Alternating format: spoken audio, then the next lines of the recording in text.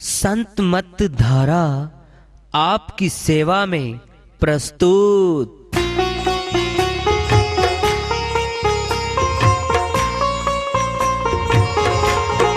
जो चाहता है प्रभु प्यारा वो आओ संत मत धारा।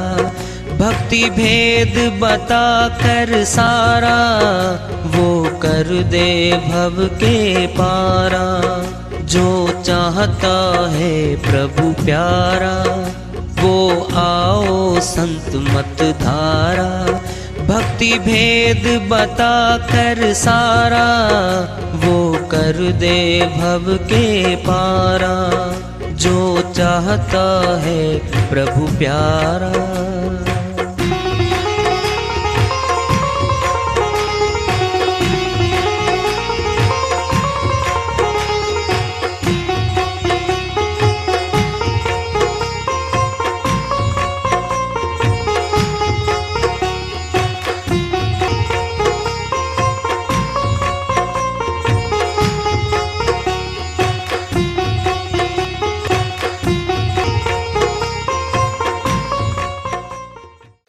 परम पूज्य सदैव स्मरणीय सदगुरु साहिब की जय हो।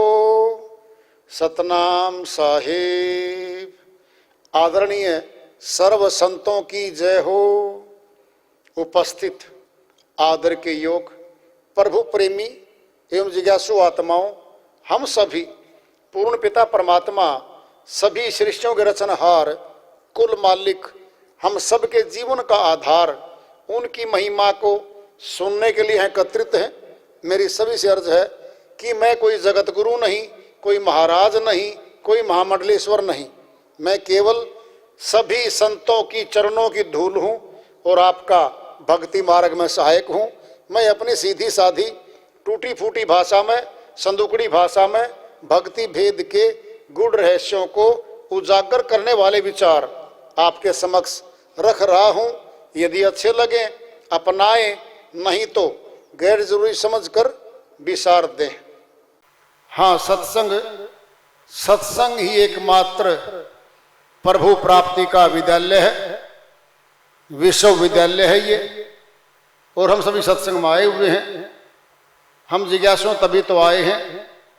हम पिछले सत्संगों से वार्ता करते चले आ रहे हैं कि चेतावनी से प्रभु प्राप्ति की ओर इस अध्याय को, इस वार्ता को आज फिर आगे बढ़ा रहे हैं। पूंजी लाया उम्र की सो तो दिन दिन जाए। नितानंद के ते गहे लाहा मूल गंवाए। स्वामी नित्यानंद जी महाराज अमरलोक के संत हुए हैं। वो अपनी श्रीवाणी में चेता रहे हैं, यहां कोई भी ऐसा मानव शरीरधारी नहीं है जो श्वासों की पूंजी नहीं लाया हो। श्वासों की पूंजी सभी लेकर आए हैं। कितनी है ये तो खुद को नहीं पता उसको। कब तक जिंदा रहेंगे, जिस घर में आए हैं उस घर में कब तक नाता होगा हमारा नहीं पता। ये गुप्त बात है जो छुपी हुई है हमारे से। फिर पूंजी तो लाए हैं, सो तो दिन दिन जाए। खर्च हो रही है, खर्च हो रही है। कुछ कार्य करें ना करें, 9 द्वारों में श्वास तो खर्च हो ही रहे हैं। गिनती के हैं, गिन लो। हार्ट बीट घड़ी है, टिक टिक करके चलती है। नाड़ी है हमारी, वैद लगाते ही बता देंगे पल्स रेट इतना है। क्या ये सारा गिना हुआ है हमारा। डॉक्टर ने, सर्जनों ने सारी बॉडी, सारा शरीर खोजबीन करके अब तो और ज्यादा आधुनिक यंत्र आ गए, एक्सरे मशीनें, अल्ट्रासाउंड, एमआरआई, सीटी स्कैन, एक एक हड्डी को चेक करते हैं, वो नस नाड़ियों तक को चेक करते हैं। लेकिन अध्यात्मवादी अंदर गए, उन्होंने श्वास प्रक्रिया को महसूस किया, देखा श्वास कहां से उठता है, कहां जा रहा है, इस पे गए। श्वासों को चलाने वाली शक्ति कौन बैठी अंदर, इस पे गए। फिर आत्म शक्ति, परमात्म शक्ति की खोज में निकले वो। ये अध्यात्मवादी हैं। भौतिकवादी और अध्यात्मवादी दोनों एक बार बातचीत कर रहे थे। भौतिकवादी बोला, भाई मौत आखिरी है बस, इसके बाद कोई जीवन नहीं है, न पुनर्जन्म है और न पूर्व जन्म है, बस फुल स्टॉप है, मौत हुई सब खत्म, कुछ नहीं बचता। अध्यात्मवादी बोला, भाई नहीं, आपस में बात करते हैं। भौतिकवादी कहता है, मृत्यु है सर्वनाश व्यक्ति का, बचता नहीं कुछ भी शेष व्यक्ति का। मृत्यु एक अंधकार में खाई है, लौटकर जहां से वापिस कोई बताने नहीं आता कि क्या है मृत्यु। कंप्लीट, खत्म।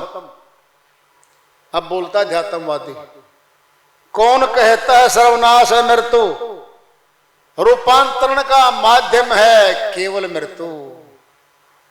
कुछ भी घटता नहीं, बढ़ता नहीं इस जगत में, केवल रूप बदलते रहते हैं इस जगत में। निज स्वरूप को जाने बिना गमन करती है आत्मा, विश्व आत्मा में समा जाने के बाद मुक्त कहलाती है आत्मा। आपस में बात होती है। अध्यात्मवादी कहता है, भाई सर्वनाश नहीं होता, आत्मा तन बदलती है, शरीरों को बदलती है। बर्फ है, ठोस, तरल और गैस, ये फार्मूला है तीन। ठोस है, बर्फ है, ढेला हाथ में उठा लेंगे हम, चल नहीं सकती वो, एक जगह है। क्या वो जड़वत है, गर्मी आएगी, गर्म होगी, जल बन जाएगी, जल बन के पानी बन के चलने लग गई। क्या हो गया अब, तरल।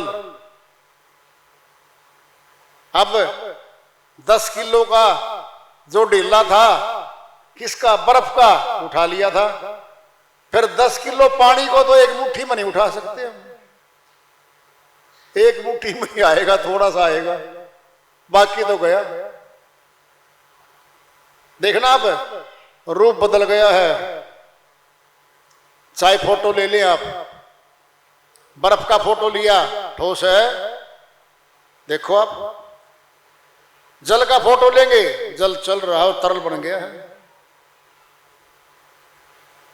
बर्फ पिघली, जल पानी बना, चल पड़ा बहता हुआ।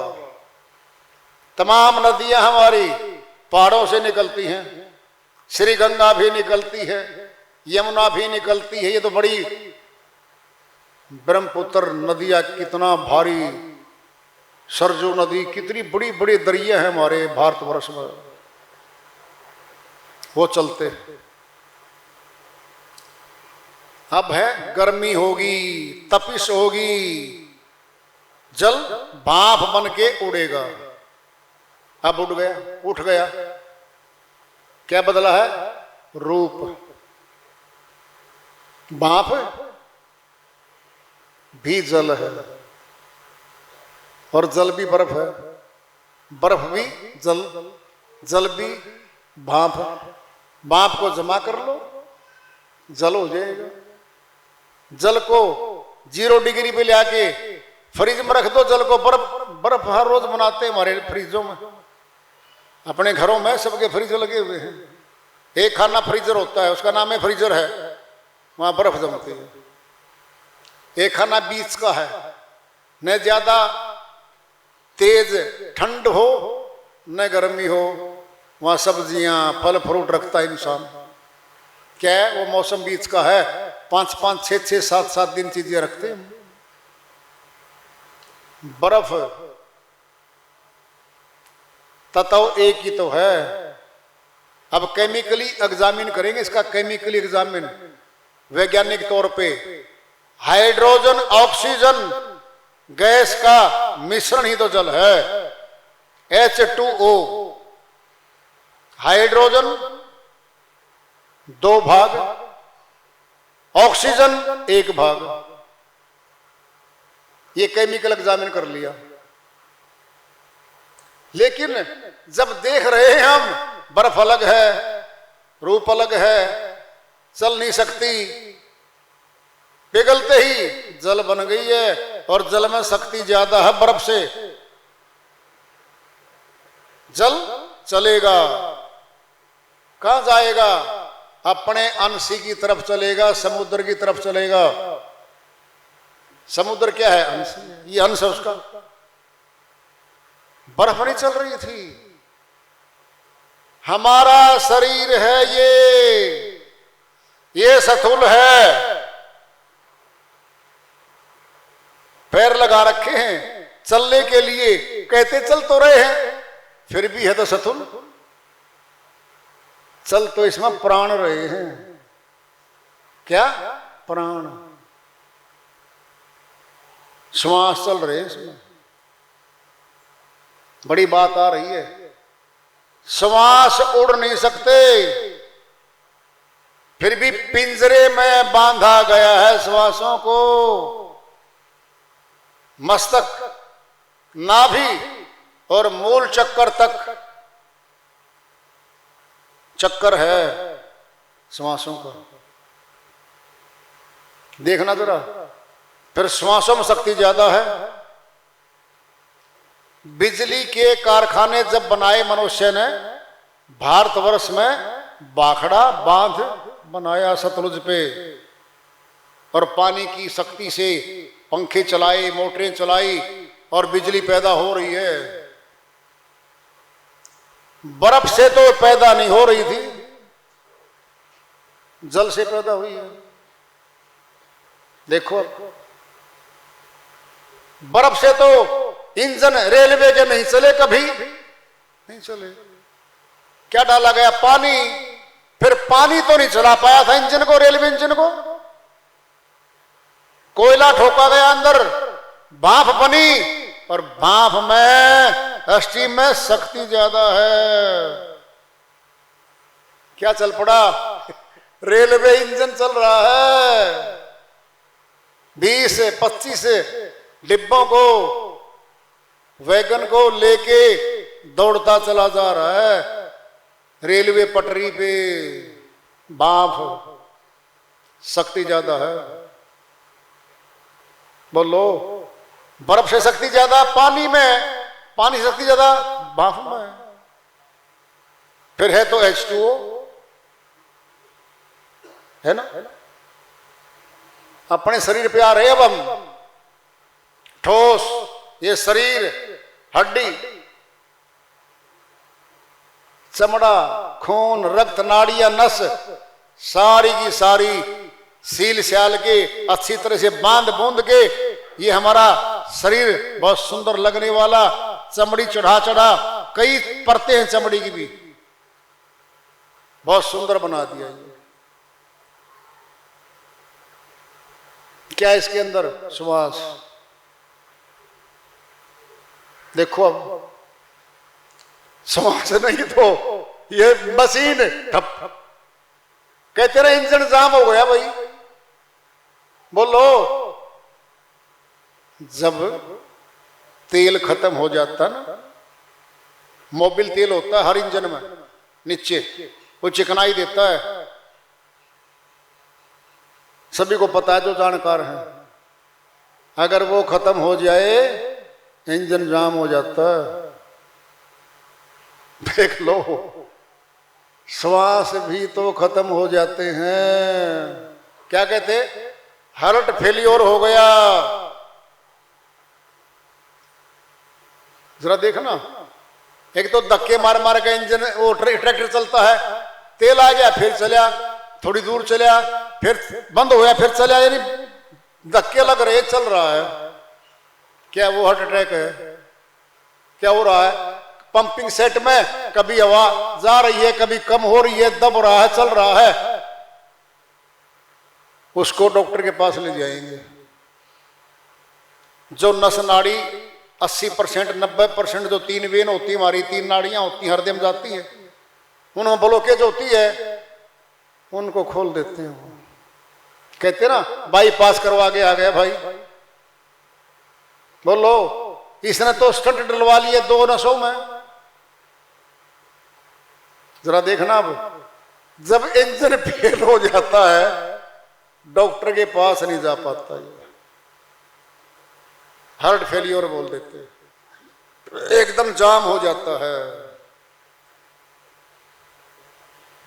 अब तीसरी अवस्था आएगी हमारी। अभी तो प्राण में हम, प्राण को कौन चला रहा है, कौन खींचता है, कौन छोड़ता है, मेन मुख्य तो वो है। सोचो, कहां है वो? मस्तक में। कहां है? मस्तक में। मस्तक में शरीर बैठे हैं, और भी स्थूल शरीर से अलग सूक्ष्म भी वहीं बैठा है, कारण भी वहीं बैठा है। वो लेने पड़ते हैं। बटन दबाया, दरवाजा खोला, गेट नंबर 1 खुल गया। आगे दबाया, गेट नंबर 3 खुल गया। फिर आगे दबाया, गेट नंबर 4 खुल गया। 5 शरीर बैठे हमारे भीतर। ये छठा दिख रहा है, चमड़े का थैला जो स्थूल है, जिसमें मिट्टी तत्व ज्यादा है, मिट्टी ज्यादा है इसमें हमारे शरीर के अंदर, इससे कम जल है। जल फिर भी तोल में आता है, वायु तोल में नहीं आ रही है। वायु भी हमारे भीतर, अग्नि भी हमारे भीतर, कहां तोल करेंगे उसका हमें। फिर आकाश तत्व भी है, जिसका तोल होता ही नहीं है। तत्व आकाश का कोई तोल नहीं होता, कोई वेट नहीं कर सकता। और हमारे तन में बैठे 5, कहां बैठे हैं? हमारे तन में। प्राण योगी हमारे आए, उन्होंने धीरे धीरे प्राण को देखा कि प्राण कहां से उठता है, कहां जाता है। नाभि चक्कर से सीधा उठता है, दिखता है सबको, मस्तक में जाता है। ध्यान योग के द्वारा उन्होंने इस पे ध्यान लगाया कि इसमें आवाज क्या है, श्वास में आवाज क्या है। अपने आप है, पहले से ही है, हम न बना सकते आवाज को, ना मिटा सकते। क्या इसके अंदर? शब्द है। क्या श्वास में? श्वास में शब्द है, और शब्द में आवाज है। और धीरे धीरे मस्तक में गए वो प्राण, अपान प्रक्रिया के द्वारा मस्तक में श्वास को रोकना शुरू कर दिया। धीरे धीरे 1 सेकंड, 2 सेकंड, आधी minute, 1 minute, 5 minute, time Spain बढ़ा दिया। क्या वो रखा है? श्वास को सम कर दिया, समान कर दिया। दोबारा सोचना, खींच रहे हैं, छोड़ रहे हैं, दिख रही है प्रक्रिया।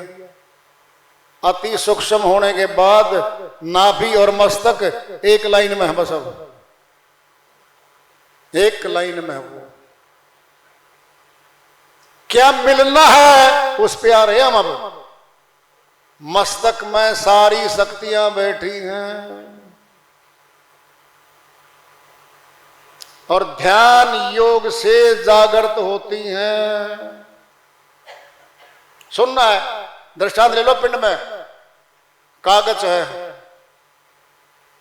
उत्तल लेंस से हमारे पास, सूर्य की तरफ करके कंसंट्रेट हो जाती है किरणें और आग लग जाती है कागज में। बच्चे जलाते थे, हम छोटे बच्चे होते थे, ये काम करते थे। ज्ञान की उनको था नहीं, लेकिन एक नई चीज मिला कर दी। देखो तो भाई क्या था? ध्यान। क्या? किरणों का एकाग्रचित। ये है, किरणों को एक जगह एकत्रित कर दिया। किरण क्या है? विचार। शून्य में जाएंगे, फिर ध्यान की शक्ति प्रकट होगी। कब? अरे पानी हिल रहा है, हम अपनी परछाई देख रहे हैं, हमारा मुखड़ा भी हिल रहा है, हिलता दिख रहा है, साफ नजर नहीं आता। पानी हिलना बंद, पानी ठहर जाता है, हम अपनी परछाई ज्यों की त्यों देख रहे हैं, ज्यों की त्यों देख रहे हैं। जब विचारों की हिलना बंद हो जाएगा, पहला काम यही है। प्राण योग मार्ग में जो हमारे विचार बाहर जा रहे थे, जो मन उन विचारों से जुड़ गया था, मन को श्वास के साथ जोड़ दिया गया है। दोबारा समझ लो, मन को ही काम दे दिया है गुरुजी ने। हे मन, तू खाली चलता है भाई,